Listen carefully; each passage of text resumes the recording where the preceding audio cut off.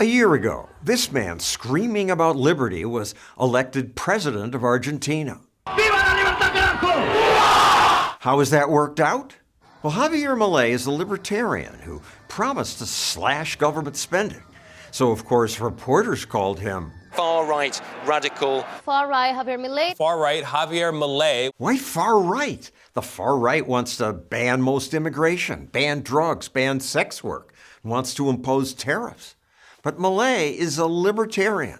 He supports free trade. Libre comercio, que vos, o sea, le vendés lo que producís a quien se te dé la gana. He's also fine with sex work. He says gay marriage should be none of the government's business.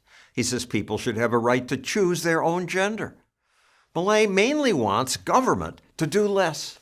But the media called him far-right and said his election will spell devastation. Milei's approach to everything is to cut more government support in any way that helps people. But the country's big government had already hurt people more than it helped. People in Argentina are struggling with one of the highest inflation rates in the world. Argentina is really like a warning and an example for the United States. Ian Vasquez studies Latin America. Argentina was one of the richest and one of the freest countries in the world, and then it started down a path of greater and greater government intrusion. It's the case study of a country that was once rich and became poor. Javier Milei has become elected president. When Milei came into power, there was 40% poverty rate.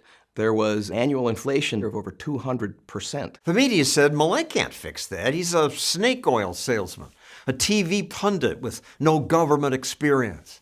He'll fail, they said, like his predecessors had. Many predecessors have tried and failed to turn the economy around.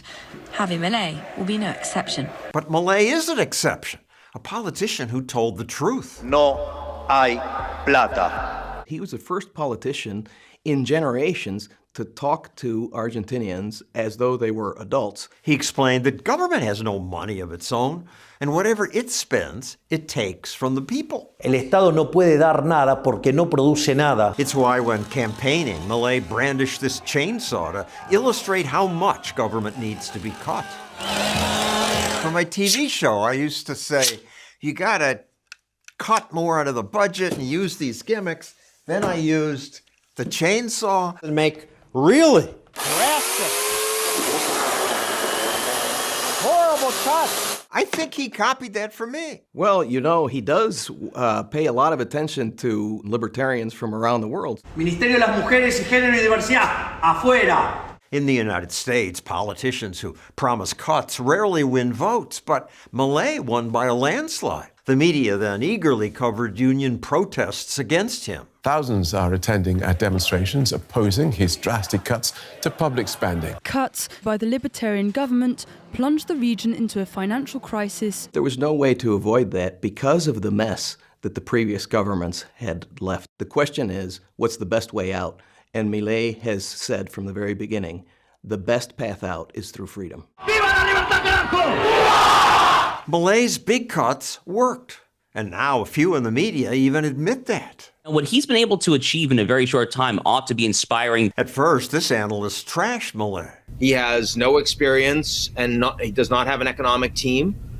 So he's going to fail. But 8 months later, he acknowledged His radical plan to save Argentina's economy seems to be working. A lot of the international press in the last month has come out and said, we've got to take this guy seriously. This stuff is working. Those changes have led to a budget surplus, the first in 15 years. Inflation is down. The economy started to recover in the second part of last year, way before what most people expected.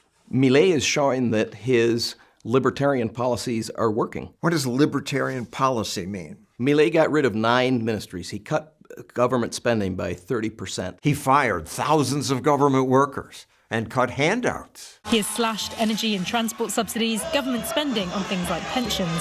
His deregulation ministry shut down 200 government offices. 2 deregulations per day since he's been in office. That's remarkable. Sometimes the results were good immediately. Rent control in Argentina had created a shortage of apartments. When Milei lifted rent controls, the supply of apartments in Argentina tripled and their price fell by about half. Which libertarians keep saying, that if you Get rid of the price controls, the supply goes up, and that reduces prices. Milei really does understand free market economics. Argentina still has big problems, although inflation is a fraction of what it was. It's still high. There's lots of poverty. And Argentina's tariffs make consumer goods expensive. This $800 iPhone costs almost $3,000 there. Argentina still has a long way to go, and that's why Milei recently said that what's coming is the deep chainsaw. Meaning much less government.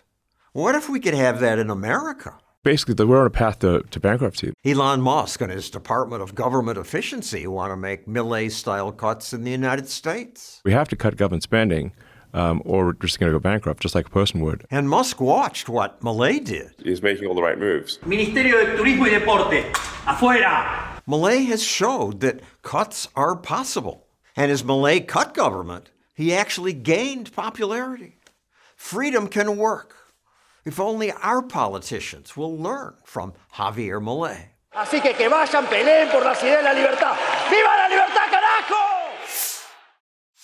Freedom works. We fight for that here at Stossel TV. We'll follow Elon Musk's attempt to shrink our bloated government, and we'll post a video about that soon. To make sure you get that, subscribe and hit the notification bell.